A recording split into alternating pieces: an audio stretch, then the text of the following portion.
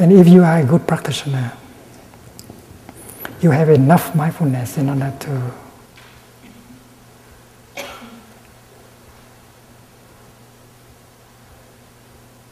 handle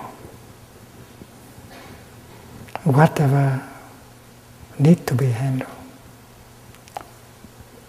Suppose anger is coming up in you as an energy.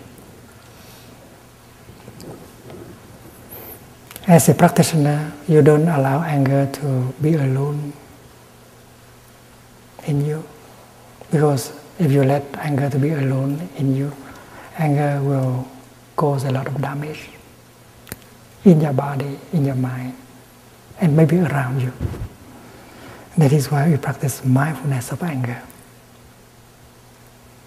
Breathing in, I know anger is in me. Breathing out, I smile to my anger. I embrace my anger.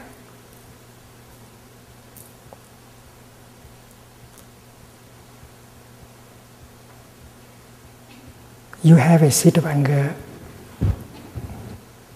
deep in yourself. But you also have a seed of mindfulness deep in yourself. You have a seed of compassion in yourself. When anger is touched, when the seed of anger is touched, it manifests into a kind of energy called anger.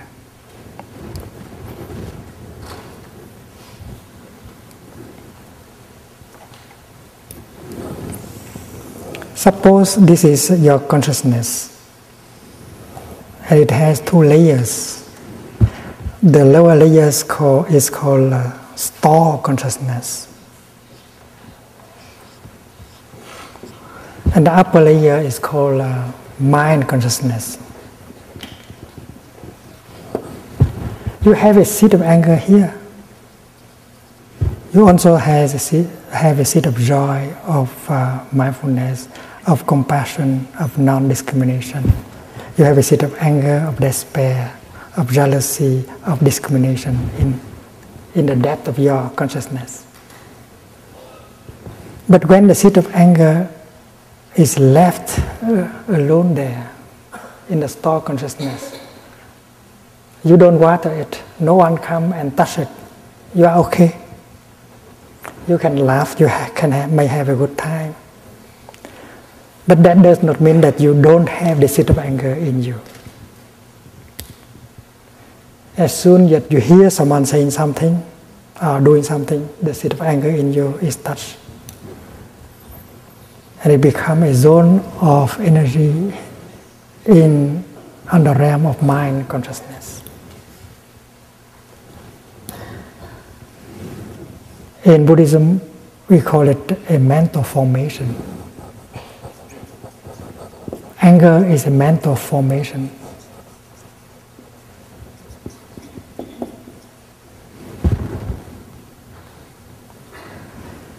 In my tradition, we speak of 51 categories of mental formations. We have a seed of discrimination in us. We have a seed of non-discrimination in us.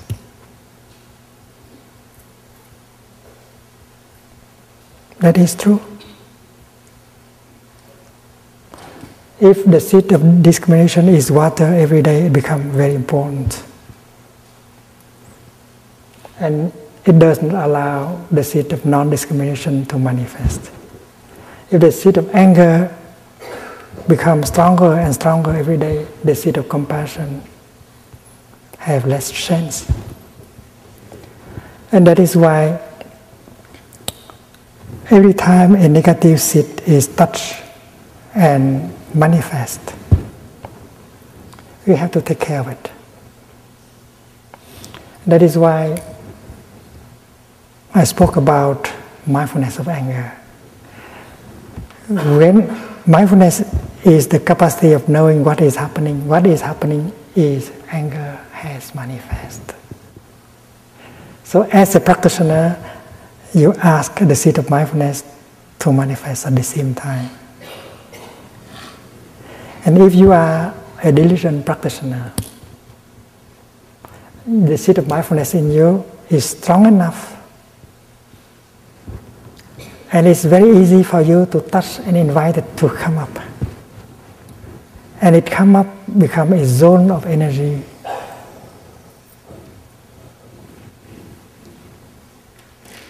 Suppose anger is energy 1. Mindfulness is energy 2. Mindfulness is mindfulness of something. And here, mindfulness of anger. Mindfulness here has the following function: recognizing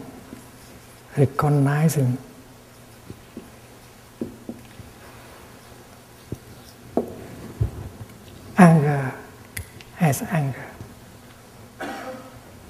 Mindfulness of breathing. Breathing in, I know this is my in-breath.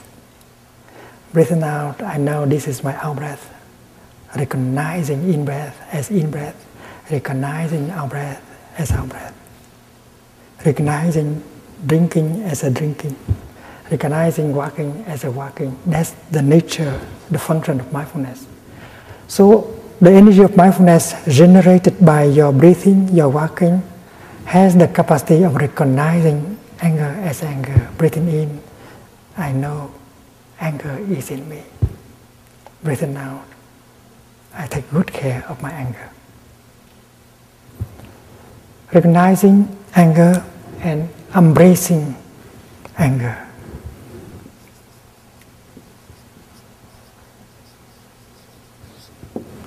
This is an art. This is a practice. There's no fighting.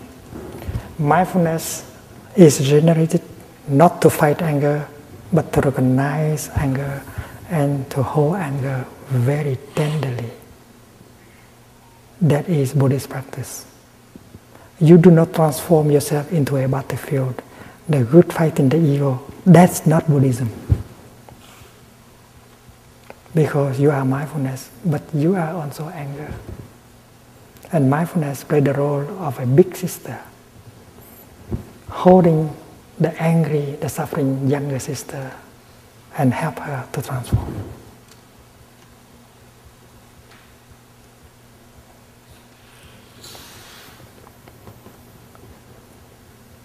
A mother who is working in the kitchen and she hears the baby crying, and she very much cares for her baby.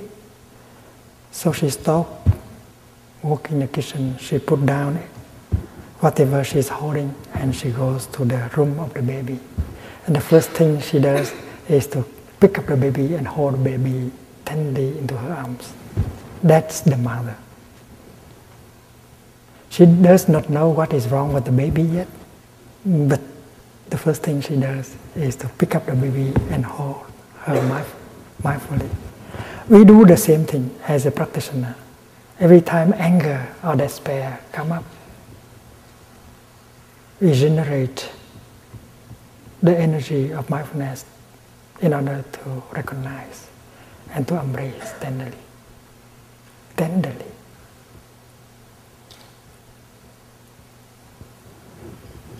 And if we know how to practice mindful walking or mindful breathing, we continue to generate mindfulness.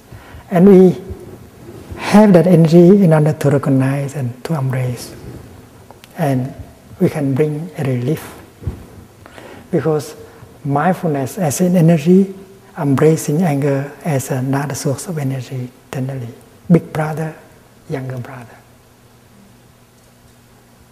Although the mother has not realized what is wrong with the baby, but the fact that she is holding the baby tenderly can already bring a relief to the baby, and the baby may stop crying. And if the mother continues to hold the baby tenderly with mindfulness, she'll find out what is wrong. The baby may be hungry, the baby may have a fever, or the diaper may be too tight. As a mother, she can find it out very quickly. As practitioner, you can find out very easily why this anger. And you can see the roots of that anger. You find out the nature of that anger, the root of that anger.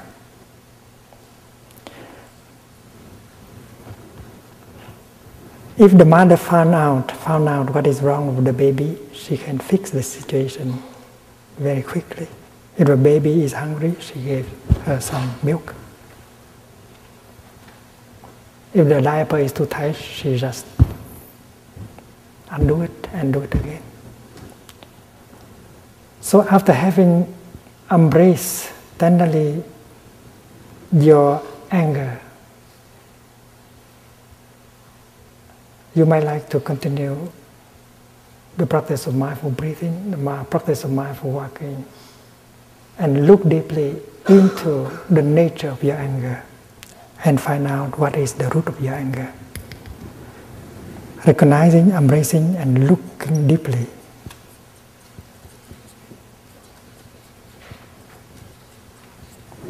Because mindfulness is the kind of energy that carrying with her the energy of concentration. Wherever mindfulness is, concentration is also. When you are mindful of your in-breath, you are concentrated in your in-breath. When you are mindful of your tea, you concentrate on the tea. And that is why the more powerful mindfulness is, the more concentration you get. And with that mindfulness and concentration, you practice looking deeply and you get the insight.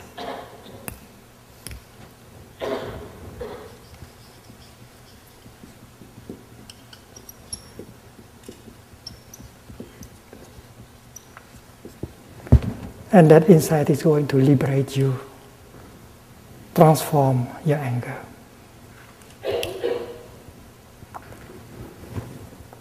There is a story of a young boy who used to come to Plum Village every summer with his younger sister. And they practice mindfulness as children. The boy had difficulty with his father. He blamed his father. Every time he fall down and get hurt, his father always shouted at him instead of coming and help him. So his relationship with his father was difficult. And he vowed that when he grew up, he would not be like his father. If he has children and then if his child fell down and get hurt, he will not shout at him. Instead, he will come and try to help. That was determination. One day, he was in the lower hamlet, the Plum Village, and her sister, while playing with another little girl on the hammock, fell down and get hurt, and the blood was coming down. Suddenly, he found himself very angry. He wanted to shout, "Stupid! How could you come? How could you do something like that?"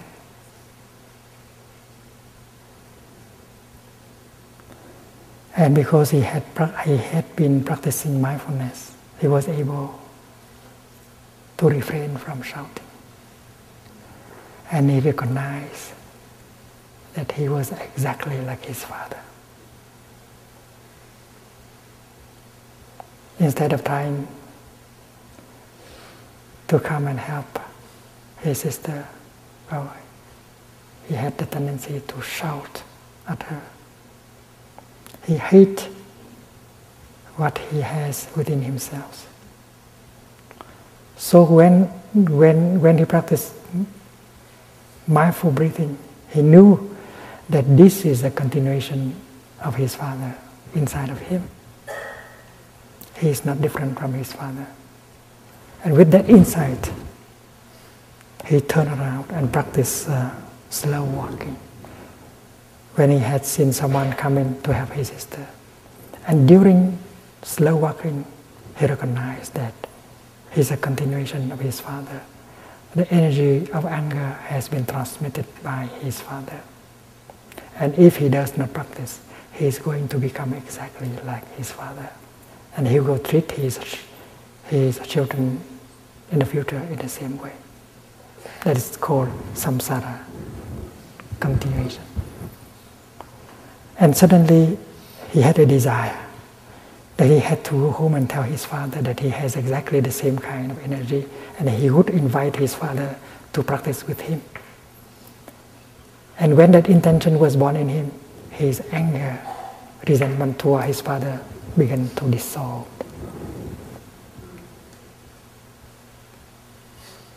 What kind of insight did he get? He got the insight that he is exactly like his father. He has the same kind of habit energy. And that is why he wanted to practice. And he sees himself as a victim of that energy, victim of the transmission of that habit energy. And he saw that his father also was a victim of that transmission. His father may have got it from his own father. And when he had that insight, his anger vis-a-vis his father just stopped. He got a transformation. I think for a young man of 12, that is a remarkable achievement. It is insight that transforms our afflictions. And mindfulness has the power of recognizing, embracing, looking deeply, getting the insight that transforms you, that get you free.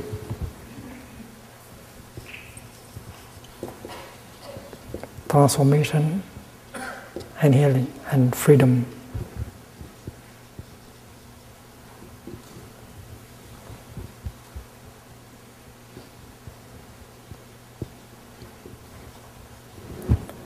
And when the young man is liberated, the father in him was liberated, and the ancestors in him are liberated, he ends the circle, the round of samsara.